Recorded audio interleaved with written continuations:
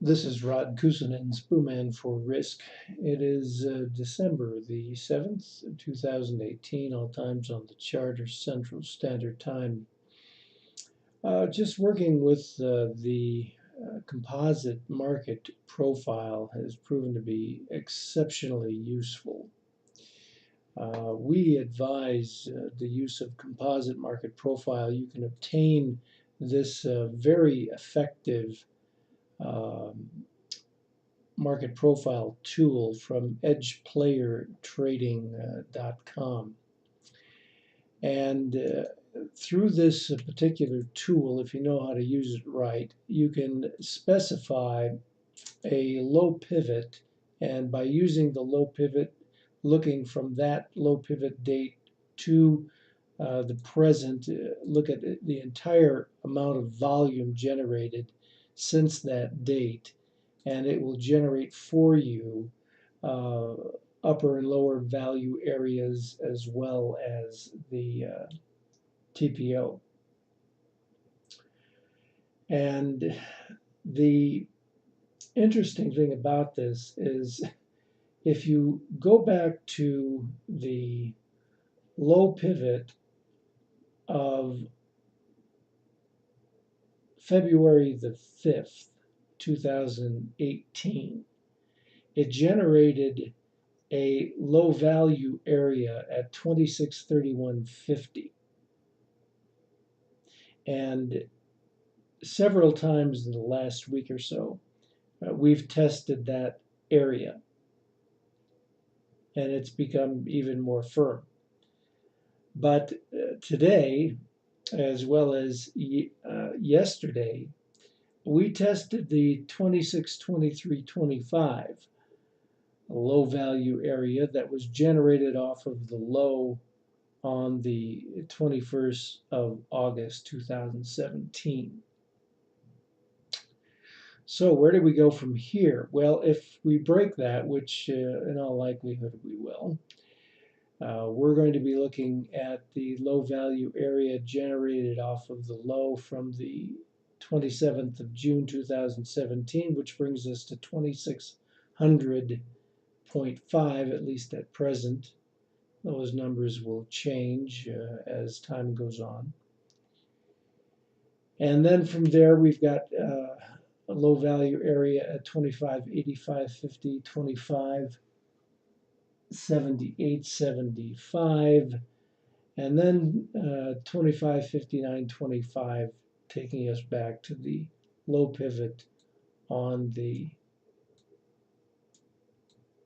9th of September, pardon me, of November, 9th of November. That's this low right in here. And we actually have to take it back a day before that in order to get the correct number. But in any case, that's where the numbers came in.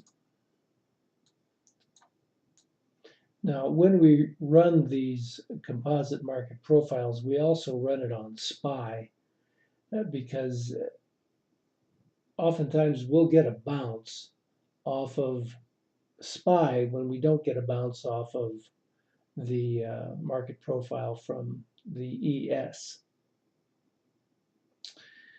And this particular 3150 number that, as we mentioned, was created off of this date, February the 5th. But just to make the point clear, there's your set of numbers based on those dates that we just mentioned. So there you have it.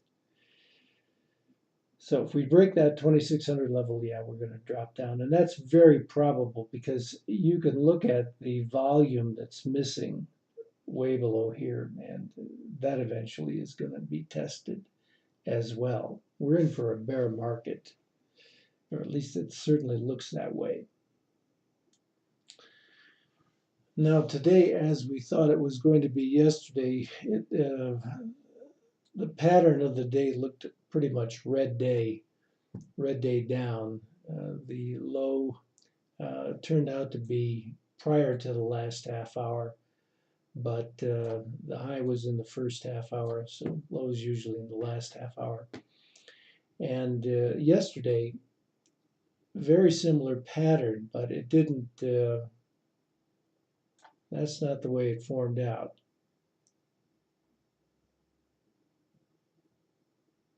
There we go.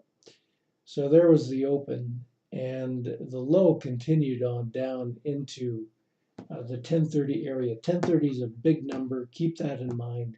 Lows oftentimes hit right around that that particular time frame, right around 1030. Keep that in mind. And really from there, it bounced. I thought it was going to be red down, but it didn't. It turned out to be a green day, late morning green day up. So in this pattern, you should expect the highs to be early in the afternoon. But as it turned out, we continue to climb right into the close. But usually this, the high, typically when you get a low this late in the morning, high should be somewhere right in, this could have easily been the high, okay? Right there at 1 o'clock. Or a little bit later.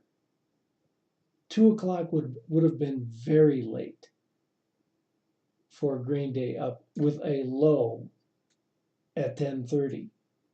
So that would have been probably the last exit.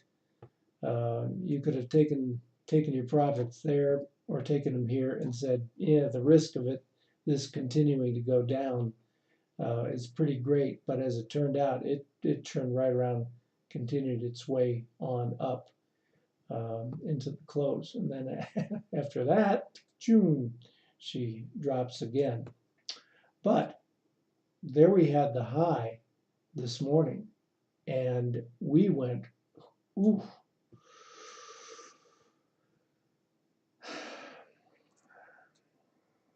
Yeah, we went down a lot, even further than yesterday. So now, what do we have on our screen here? We've got a variety of different indicators that we use for just plotting this. This is on a 1,000 tick bar, but interestingly enough, is how we're reading this based upon the use of the premium. Now we can't use our threshold indicator when we've got only one data feed here. And what we decided to use is a 1,000 tick bar on the premium. A 1,000 tick bar on the premium. Now watch this. Here's our indicator that's sitting right on the premium itself. And what we need to look for is divergence on the premium. So we come up to this high. Now we're not going to take a trade there. We're going to take the trade on the next high if that high is a lower high. And what do you have? The next lower high is right there. That's your high. Cool. That's your high. Right on the money. Now, we come down to this low. That's a huge drop. That's all you needed. Oh my goodness. Anyway, here's your first low pivot. There it is on the premium. Okay, that's your low pivot right on the premium. And here's another opportunity for a short because that's not your low. Okay, this is going lower because this low is not divergent. So we're gonna go below that. And we know that from the premium. And look at all these new lows on the premium in here. Okay, so here's a high pivot. There's another high pivot. There's another high pivot. It's a little bit off. Another one right up there.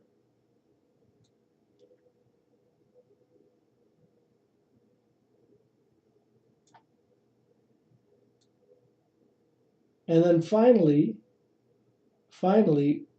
we are going lower than we are here. Okay. Finally, we're going lower. But this turns and very quickly hits a new low on the premium in here. So you know you're going to continue to go down. So now it's just a matter of looking for the divergence on the premium. It's not here. So we're going to short anything. And here's another opportunity for a short. Right as this turns, the slope turning from lime green to yellow. There's your change. That's a new low. Not really divergent by much, but it is slightly. And then there is your divergent low. Turning right up.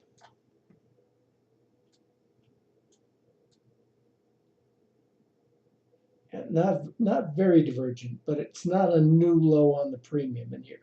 Your lows were down here. That's divergent. You can see the slope building here. Boom, boom, boom. Higher lows on the premium. And really the pivot point on the premium, if we used our threshold indicator, you'd see that being a divergent low. And then up we go. Beautiful. Beautiful trace on the premium using a very simple indicator, but one that works.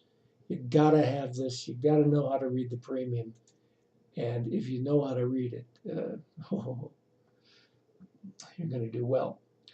Very brief video, nice workspace here. It's very useful. We're using it quite a bit now with these huge moves in the market. Using a 1,000 tick bar on the premium, it actually works. I'm Rod Kusin and Spooman for Risk.